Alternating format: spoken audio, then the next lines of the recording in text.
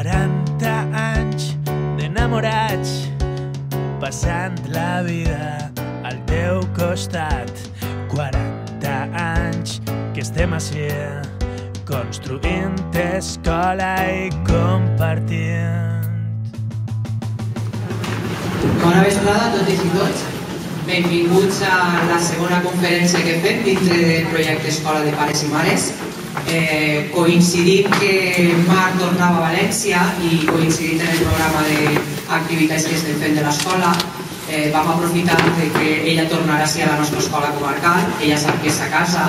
No vaig a fer ninguna presentació d'ella. La gent que gaudireu de la conferència anterior ja sabeu qui és i els plantejaments que ella es trasllada com a mestres, com a pares, com a mares, com a famílies en general.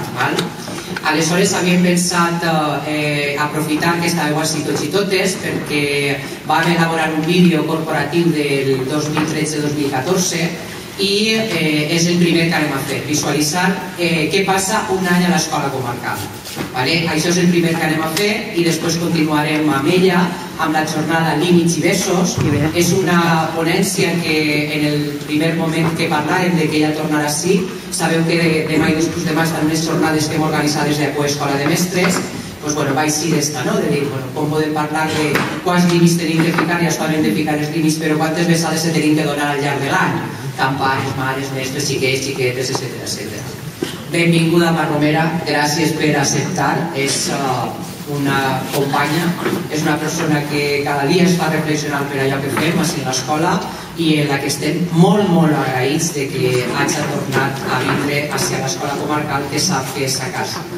Gràcies a tots i totes per l'aforament. Hem canviat de lloc 3 vegades. Anàvem al menjador, del menjador diguérem el hall, del hall de repente el divendres diguérem no cabem, anem al gimnàs i estem un poquet apretadets, però era el que teníem i perquè sempre pensem que aquest tipus de xerrades se tenen que fer a l'escola, que és important que se facin dintre de l'àmbit escolar. Gràcies a tots i totes també per el tema de la prudència, el tema de l'aparcament, el que entengueu que quan fem aquest tipus de jornades o fins i tot quan fem la reunió de pares no és que no vulguem que vinguin els vostres fills a l'escola, sinó que necessitem que els vostres fills se queden en casa per a que vosaltres gaudiu de les reunions amb els mestres, ara al mar, etc. De veres que moltes gràcies perquè avui no n'hi ha xiquets a l'escola i això us va fer a tots i totes poder estar tranquils i gaudir del que són la xerrada.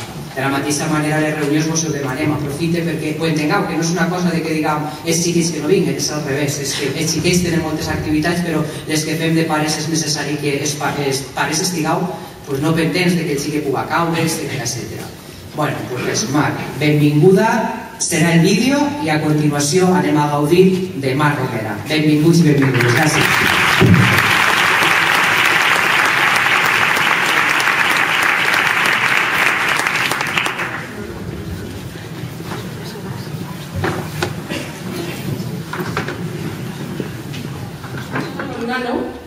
De prestar a los nanos es un verbo de la cuarta conjugación, con lo cual es inamovible, Los verbos de la cuarta siempre son importantes y prestarlos para dedicarnos un ratito. ¿Y por qué? Porque cada cosa que hacemos en nuestra vida es pensando en ellos y a veces nos sentimos mal cuando nos dedicamos tiempitos a nosotros y cuando nos dedicamos tiempitos en pareja.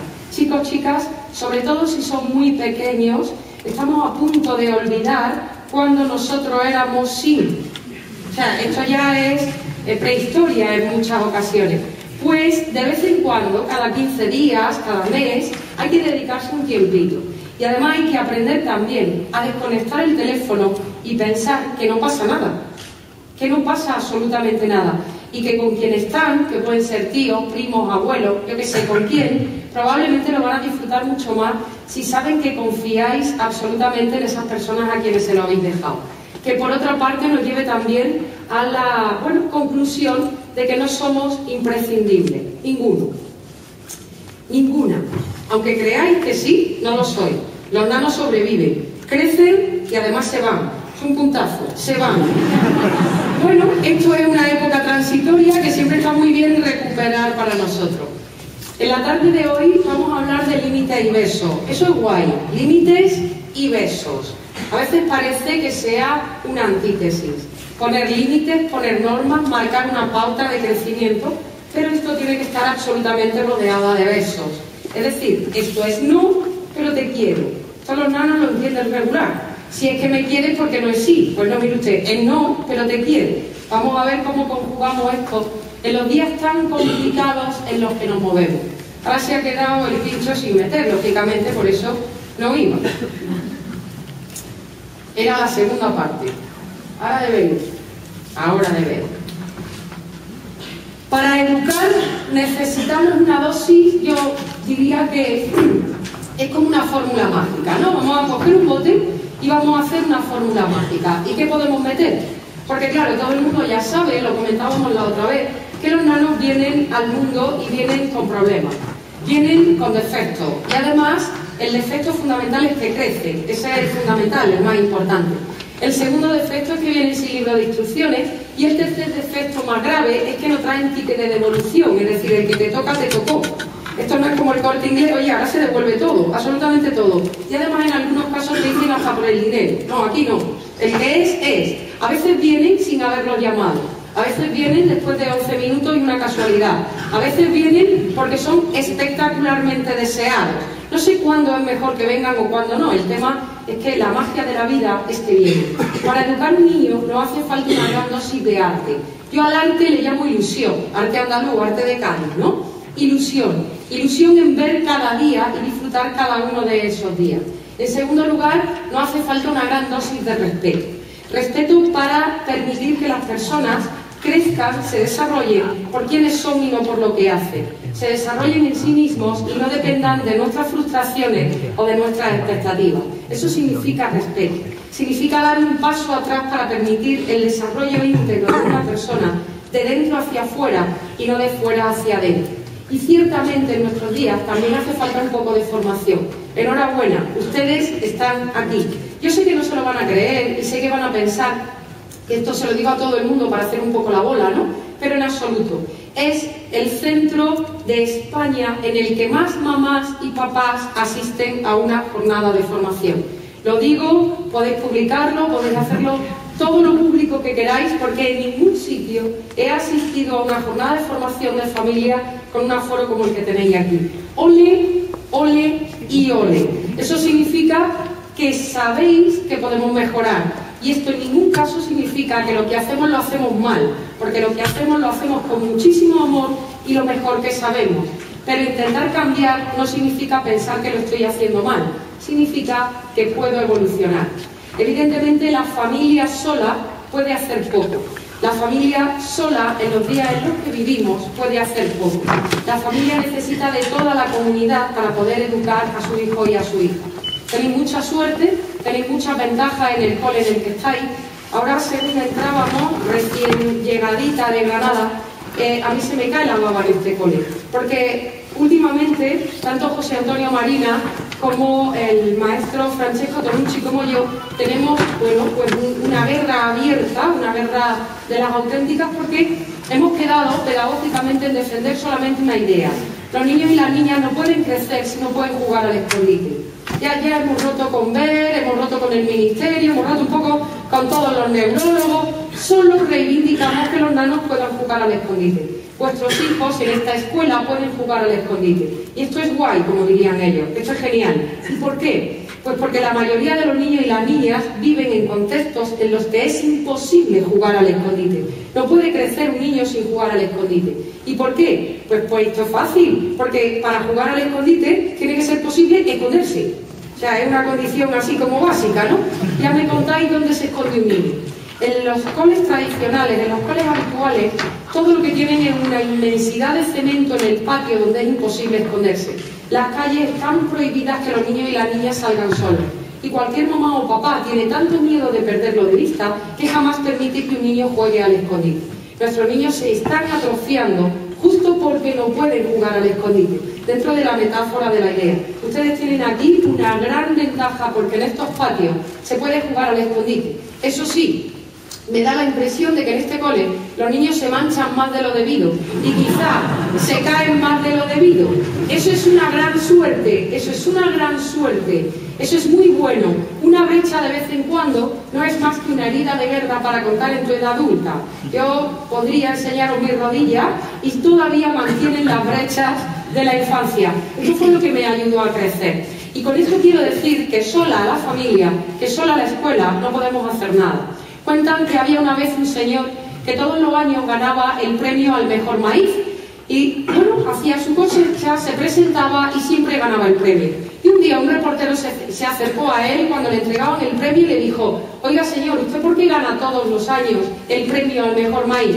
Dice: es muy fácil, porque tengo un secreto. ¿Y usted podría contarme el secreto? Dice: sí, te lo cuento. Dice: ya, pero es que yo soy reportero, lo voy a contar enseguida y todo el mundo va a saber su secreto. Dice: no me importa, no pasa nada. ¿Y cuál es su secreto? Mi secreto es que todos los años, cuando yo hago la recolección del maíz, busco las mejores mazorcas y las guardo para simiente. Y esas, las que guardo para semilla, las reparto entre todos mis vecinos. Pero hombre, si usted reparte las mejores mazorcas entre sus vecinos, es posible que al año siguiente cualquiera de sus vecinos gane el premio al mejor maíz. Dice: sí, buena reflexión, eso es posible. Pero lo que es seguro es que mi maíz se poliniza con el maíz de mi vecino. Si mi vecino no tiene el mejor maíz, yo no tengo opción a ganar el premio al mejor maíz. Tu hijo se educa con la educación de tu vecino. Si ustedes no comparten, es imposible que nuestros hijos realmente desarrollen el máximo de sus posibilidades y de sus perspectivas de integralidad en la sociedad tan convulsa en la que le ha tocado vivir. Por tanto, enhorabuena una vez más, porque creo que este es un foro de escuela y de familia en la que realmente se comparte el mejor maíz. Me interesa la educación de tus hijos, y me interesa la educación de tus hijos porque quiero y adoro a mis hijas, porque lo que más quiero son mis hijas. Me interesa la educación de los hijos del técnico que está ahí controlando el sonido, porque la educación de sus hijos le importa a la de mis hijas. ¿Y si nuestros hijos acaban juntos? Nunca se sabe, nunca se sabe. Me ha dicho que tiene un chico de 13, la mía de 14. Es posible, es absolutamente posible. Ilusión, respeto y formación. Sabiendo que la personalidad de un chico es un sistema integrado de 3 dimensiones fundamentales: la dimensión afectiva, la dimensión cognitiva y la dimensión motriz. Pero nuestros chicos no juegan al escondite. ¿Ustedes jugaban a esa cosa aquí cuando eran pequeños? ¿Cómo se llama eso aquí? No sé lo que habéis dicho, pero vale. En mi tierra se llama churro picoterna. Esto se hacía de la siguiente manera: 2 equipos, equipo A, equipo B. Primero salía la madre. La madre podía ser un chico, pero se llama madre. Esto es lo que hay. La madre era el que o la que elegía a los otros. Normalmente el que. Porque cuando yo era pequeña, la chica jugara a esto como que no. ¿Ok? Vale. Y la madre normalmente hacía de almohadilla. La almohadilla era este, ¿cierto? ¿Quién era la almohadilla? El más grande, el más gordito. Ya, en mi época era el gordo y punto. En la vuestra no sé, en la mía era gordo. Era gordo. Claro, el gordo era un punto, porque era gordo, pero no era ni anoréxico, ni bulímico, ni depre, no, era gordo y nada, se acabó. El gordo tenía un papelón. El gordo era el que primero se elegía, porque era el que hacía de almohadilla cuando su equipo estaba abajo y era el último en saltar cuando su equipo saltaba para hundir el burro. Que no sé si aquí funcionaba igual. Yo tenía un problema serio, ¿sí? Era chica, era delgaducha, siempre fui delgaducha, ya la cosa va empeorando, pero fui delgaducha. No sabía saltar demasiado porque era chica, con lo cual no me elegían nunca. Siempre me dejaban para el final. Claro, si aquello era que la tarde dio por equipos impares, al final me tocaba ser la juez, o sea, la que no juega, la que se pone a mirar a ver quién rozaba el suelo. ¿Os acordáis de aquella historia? Hasta un día que llegué triste a casa y dije: papi, estoy triste, enséñame a saltar. A mi madre no se lo podía decir porque mi madre me enseñaría a coser. Se lo tuve que decir a mi padre. Y mi padre, que no tenía un chico mayor, dijo: no te preocupes, vámonos a la calle. Y entonces aprendí a saltar, hasta que conseguí ser ese, la chiquitilla que saltaba mucho. ¿Qué hice? Resolví mis problemas afectivos, me elegía. Resolví mis problemas cognitivos, di solución a mi problema. Y entrené la motricidad, pude saltar. Claro, si yo reivindico a día de hoy jugar a la cosa esta, que es un juego de alto riesgo, que como un inspector llega a un centro y vea eso, denuncia al colegio completo. Y además reivindico jugar al escondite con los niños solos por la calle, pues como me pilla el defensor del menor ni te cuento. Pero es que hay alguien que le tiene que dar voz a los niños, familia. Los niños necesitan moverse y necesitan moverse para vivir de otra manera. ¿Quiénes tenéis bebés de menos de 12 meses? Mamás de bebés de menos de 12 meses, ¿a que los acostáis boca arriba? Sí, es de moda. Ahora te han tocado boca arriba. Si alguien tiene hijos de sobre los 18, ¿sí? Os toco para abajo. Si alguien tiene sobre 10, 14, le toco de lado. No me digas que esto no es una movida, ¿eh? Vale, pues esta cosa que puede parecer absurda, acabo de pasar un fin de semana trabajando en neurociencia y trabajando en percusión corporal para el desarrollo de la inteligencia múltiple, y resulta lo siguiente, flipar la noticia. Los nanos que ahora hay que acostar boca arriba, porque esto es una movida de los pediatras, porque dicen que con esto reducimos en un 1 por 10.000 las posibilidades de muerte súbita, que evidentemente si a mí me dice el pediatra eso, el muchacho está para arriba, fuese como fuese, claro. Ahora lo pensaría, ¿no? Pero, ¿qué ha pasado? Pues que recordad quienes tenéis nanos de 10 y algo que los acostábamos para abajo. Mi hija mayor le tocó para abajo. Esta, a poco que la acostaba, pues no más de una semana, la muchacha reptaba y pegaba la cabeza contra la chichonera, ¿os acordáis? Se pusieron de moda las chichoneras preciosas, que ahora las seguimos colocando en la cuna porque no sirve. ¿Por qué? Porque ahora ha puesto al zagal para arriba y el tío no se mueve. Se queda allí quieto toda la noche, pero no se mueve al mes, ni a los 2 meses, ni a los 3 meses, ni a los 5 meses. ¿Y esto qué ha pasado? Pues ha pasado que de acostar al zagal para abajo a acostarlo para arriba, hemos retardado más de 3 meses el desarrollo psicomotriz en patrón cruzado de los zagales, lo que ha hecho un atraso total en el desarrollo de los 2 hemisferios y que lleva a los chicos a pasar directamente de reptar a la marcha bípeda por imitación. Esto es una movida. Claro, y ahora dice, ¿y ahora qué hago? Lo he puesto para arriba, lo he puesto para el lado, lo he puesto para abajo.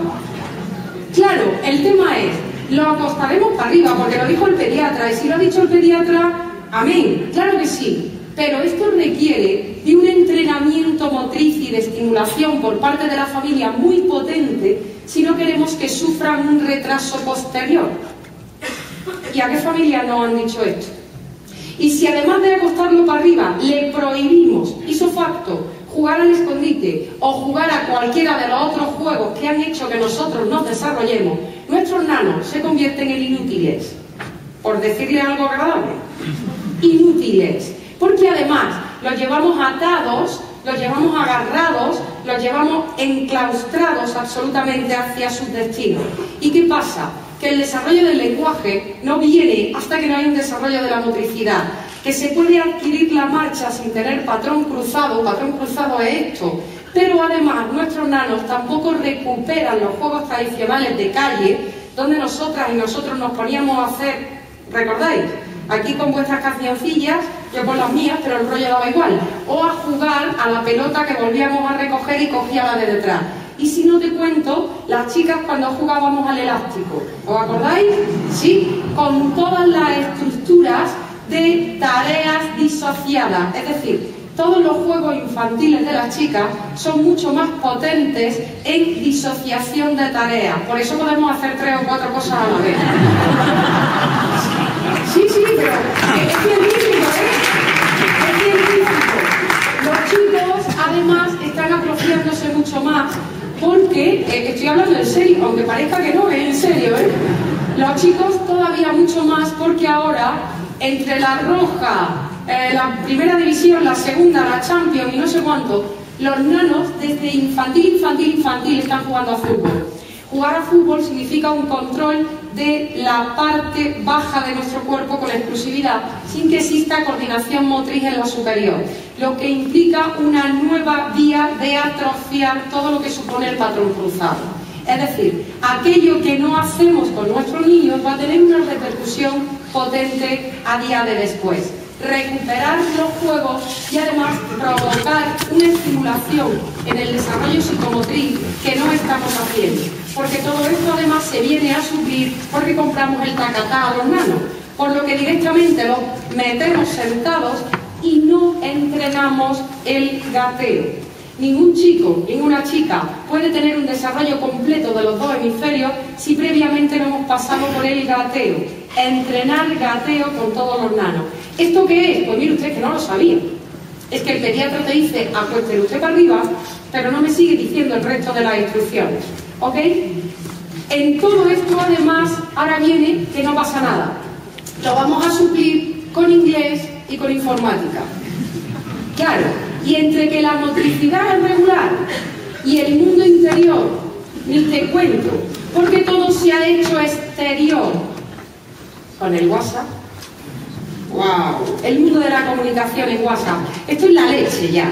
¿Qué pasa? Pues que ya lo dijeron hace mucho tiempo. El hombre olvida que la felicidad humana es una disposición interna de la mente y no es un conseguir de fuera hacia adentro, sino de dentro hacia afuera. La felicidad humana la tienen vuestros hijos y vuestras hijas dentro. Por más que ustedes intenten darle desde fuera, lo único que pueden hacer es hundirla más, taparla más, enquistarla más. El objetivo es sacarla desde dentro hacia afuera. Cuentan que una vez estaban todos los dioses allí en el universo, debían estar aburridos, muy aburridos, y se asomaron a la ventana del universo cuando de pronto uno de ellos dice, mira lo bien que están los hombres y las mujeres ahí, así como un poco entretenidos y nosotros aquí aburridos, estos no tenían tele. Entonces dijeron, oye, vamos a hacer algo. Lo que vamos a hacer es quitarles algo y ponerlos a todos como locos a buscarlo. Esto es buena idea. ¿Qué les quitamos? Entonces dice un dios, hombre, dice, les quitamos la fuerza. Y dice otro, dice, ya, pero es que son muchos. Si se juntan, van a tener fuerza.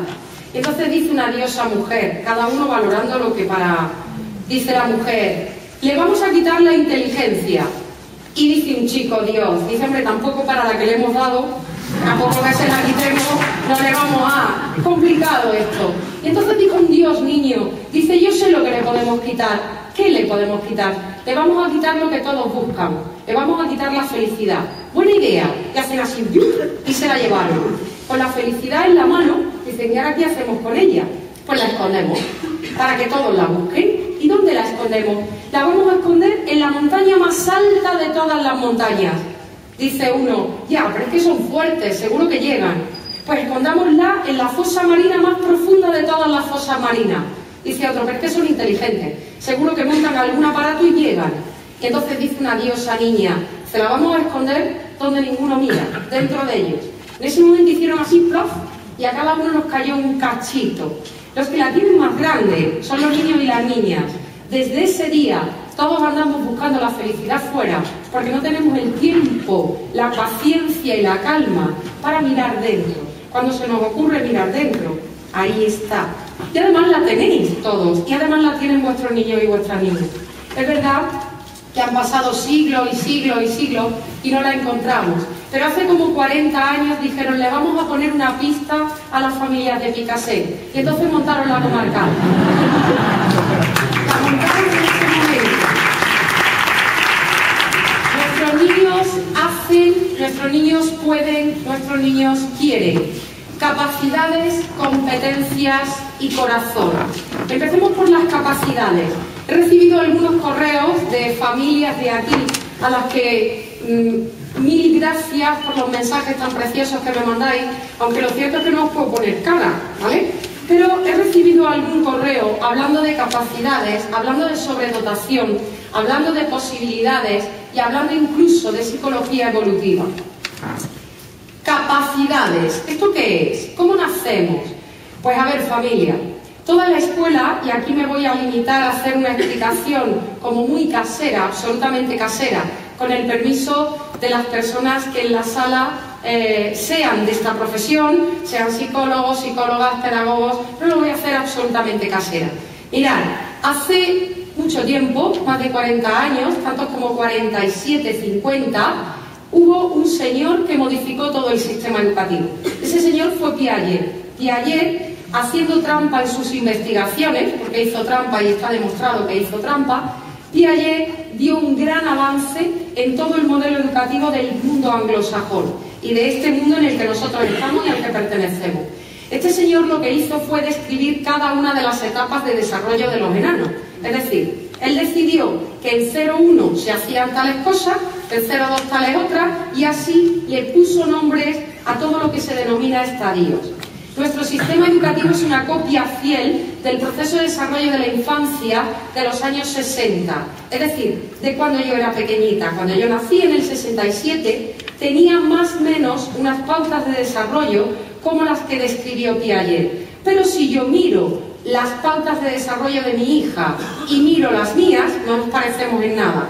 Piaget describió que nos desarrollábamos de lo simple a lo complejo, de lo concreto a lo abstracto y de lo cercano a lo lejano. Las nuevas tecnologías han roto totalmente estos parámetros. Y además las investigaciones que se hicieron en la década de los 60 nada tienen que ver con las investigaciones que se están haciendo en la actualidad. Estamos hablando fundamentalmente de neurociencia o estamos hablando de otros paradigmas investigativos aplicados al desarrollo de la infancia. Yo aquí no me voy a meter, pero simplemente voy a decir: Piaget ha muerto, los estadios evolutivos de Piaget no tienen cabida en nuestra escuela, solo le sirven a nuestro ministro Wert, pero es porque este muchacho no ha... En fin, se quedó ahí. Entonces, a él sí le sirven, y a determinado equipo técnico del ministro también, para determinar un currículum absolutamente obsoleto. Piaget no tiene cabida a día de hoy. Sí tiene todo lo que aportó en su momento. Esto es igual que si yo digo que mi etapa de adolescente no fue importante. Fue muy importante, pero cuando era adolescente. No puedo seguir haciendo, no puedo seguir amparándome en las conductas de la adolescencia. Piaget fue imprescindible, fue un genio, revolucionó los sistemas educativos, pero familias, esto ha pasado. Porque Piaget no determinaba que la capacidad del alumnado, que la capacidad de la infancia era ilimitada. A día de hoy, apoyándonos en investigaciones de Armstrong, investigaciones de Perkins o investigaciones del profesor Gardner, al que en España le hemos dado la medalla de oro y el premio Príncipe de Asturias. Yo no sé por qué, porque ahora no le hacemos ni caso, pero el hombre fue reconocido. El profesor Gardner, pasamos a que la capacidad de nuestros niños es ilimitada. Esto me da un problema, y me da un problema importante de cara a la escolarización. Es ilimitada, pero en distintos sectores. Esto viene a decirme que no pasamos todos por los mismos estadios, ni siquiera pasamos al mismo ritmo. Esto me dice que hay zagales de 3 que pueden leer, pero que no pueden escribir. Que hay zagales de 3 que pueden resolver problemas, pero que no leen. Que hay zagales de 7 que no leen, pero resuelven ecuaciones. Es decir, esto lo descoloca absolutamente todo. ¿Ustedes con qué se quedan? Con que sus hijos y sus hijas tienen capacidades ilimitadas, tienen talentos, son talentosos, pero que el sistema en el que los hemos metido los aprisiona. Y escuelas como la Comarcal rompen fronteras, aunque ustedes no lo crean, y de verdad que si no, no lo diría, simplemente me callaría. Pero evidentemente tenemos que ir acompañados de todo lo que es el sistema. La capacidad de nuestros niños depende de la genética, de las creencias y de las expectativas. Y ahí es donde la familia es absolutamente determinante. Es evidente que en la genética podemos hacer poco, esto es lo que hay, no hay mucho más. Pero sí en las creencias y en las expectativas, en lo que proyectamos sobre nuestros hijos y nuestras hijas, en lo que les vamos a pedir. Y les tenemos que permitir hacer. No vale solo con las capacidades. Yo al profesorado siempre le explico la diferencia entre capacidad y competencia de una manera muy gráfica. El día que a mí me dieron el carnet de conducir, me dieron un papelito. ¿Estaba capacitada para conducir? Sí. ¿Capacitada? Sí. ¿Era competente? Pasa que no. ¿Sí? Capacitada estaba. Nuestros hijos están igual, están capacitados, son competentes en muchas cosas. Pues va a ser que no. ¿Cómo pueden ustedes hacerme competente el día que me dan el carnet de conducir? Solo hay una manera. Me tienen ustedes que dar un coche.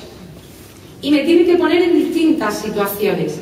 Me tienen que poner en una carretera de montaña, en la M40, que eso, ¿sí? Con un coche con tracción delantera, una con tracción trasera, con un automático, con un diésel, con un tocamino, con un todoterreno, con. Cuando yo supere la niebla, cuando yo supere la lluvia, cuando supere la nieve, cuando pueda superar los distintos contextos, Entonces podrán ustedes decir que soy competente en conducción, pero yo era capaz antes, ¿ok? Son conceptos distintos. Les solicitamos a nuestra infancia una serie de habilidades ejecutables, que son las competencias, y sin embargo no les damos el coche. Queremos que aprendan en el iPad a conducir. No se puede aprender a conducir en un iPad. No se puede aprender a conducir por apuntes. No se puede aprender a conducir si no me dejan conducir. Tenemos que permitir que nuestros hijos y nuestras hijas tomen decisiones, se responsabilicen y fundamentalmente se equivoquen.